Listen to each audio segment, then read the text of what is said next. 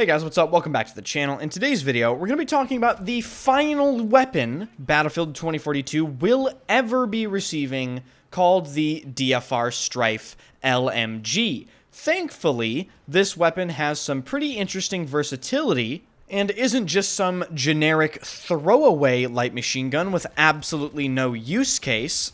Because if that were the case, and this is the last weapon 2042 will be receiving, well, you know, it's just an additional punch to the gut, isn't it? So without further ado, let's jump right into the video. If you enjoy the channel, hit the like button, subscribe to the channel. There will be new games on the channel very soon. Obviously, XDefiant and a slew of other new FPS games that I will be trying as they come out. So if you want to see that, be sure to subscribe to the channel. I stream every single day on YouTube and Twitch nowadays, guys. So if you didn't know I streamed on YouTube, now you do.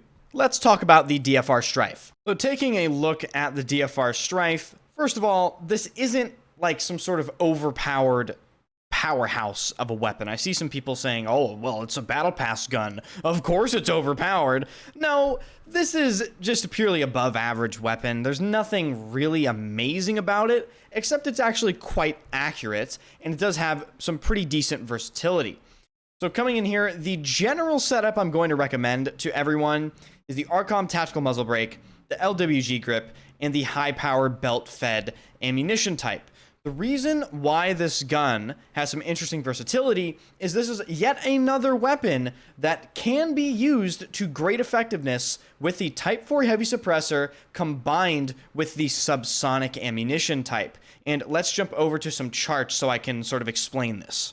Taking a look at this chart will explain why I actually don't recommend standard issue ammo, and that is because if you look at the full auto TTK, you'll see the labels at the top. FATTK stands for full auto time to kill. Standard issue has the fastest time to kill, but only by 21 milliseconds, which is, I mean, let's just face it, that really doesn't matter in a game where you can just catch people off guard and, like, they can't even react in 21 milliseconds. So if they get shot by this, they're just going to die anyway with any of these ammo types if you get the jump on someone. So realistically, the standard issue ammo type doesn't really have that many benefits going for it, especially considering the subsonic ammo type having the exact same bullet to kill out to 150 meters of 6, and the exact same bullet to kill within 50 meters of 5. The only real discernible difference between the standard issue and subsonic is the standard issue ammo type has a slightly longer 5 BTK range. Other than that, there's nothing special about it.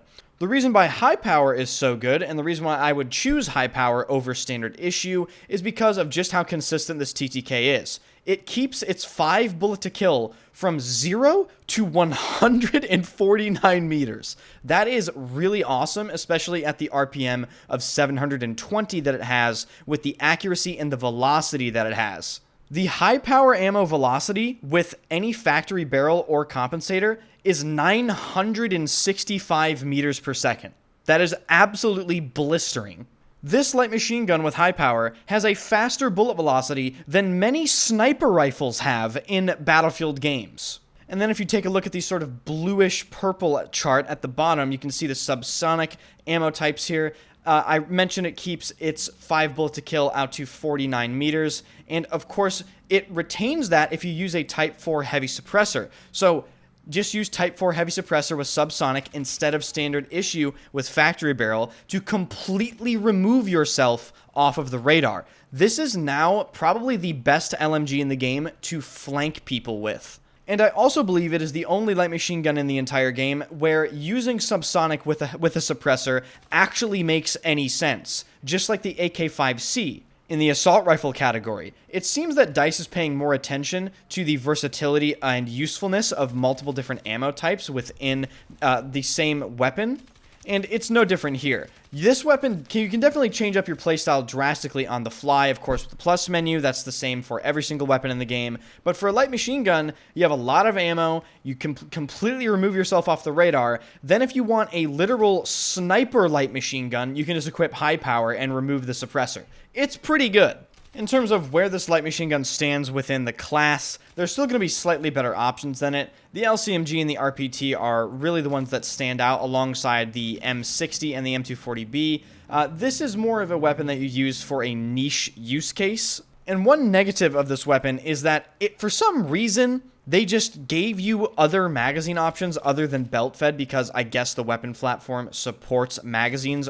And even if you use the belt-fed ammo types, you have significantly less ammo than pretty much all the other light machine guns. Of course, the LCMG and the RPT have 200-round belts, whereas even if you use subsonic on the DFR Strife, you only have a 90-round belt. Now, I say only, but it is worth mentioning, especially because this weapon has a pretty high RPM, and you will be surprised at how fast that ammo disappears from that belt, particularly if you go behind a massive group of people.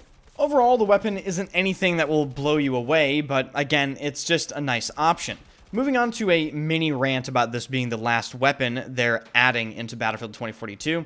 Just how absolutely pathetic is this dog shit? Let's just be completely honest with ourselves here. Are you kidding me, DICE? Really? You can't give us some more Portal weapons? How long does that take to transfer a Portal weapon from Portal to the base game?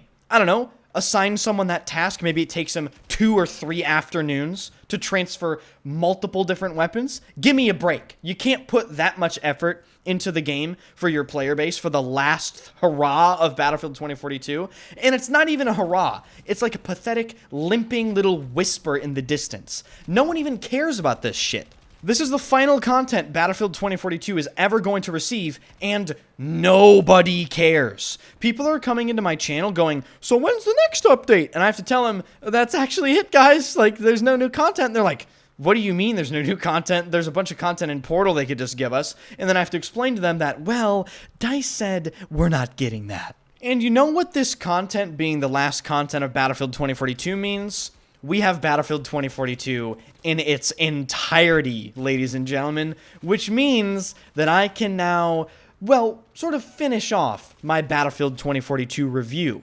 So for the people that have been asking me about that video for over a year at this point, don't worry, ladies and gentlemen, that video is coming.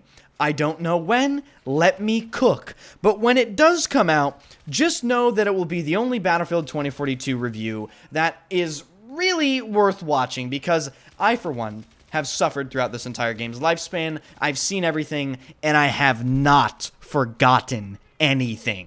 So be sure to hit the like button and subscribe to the channel if you want to see that video. I stream every single day at twitch.tv/enders, and right here on this YouTube channel. Be sure to turn notifications on and drop by the streams. If you came to a stream from this video, definitely let me know. And of course, join the Discord, follow me on Instagram and Twitter. All links are in the description.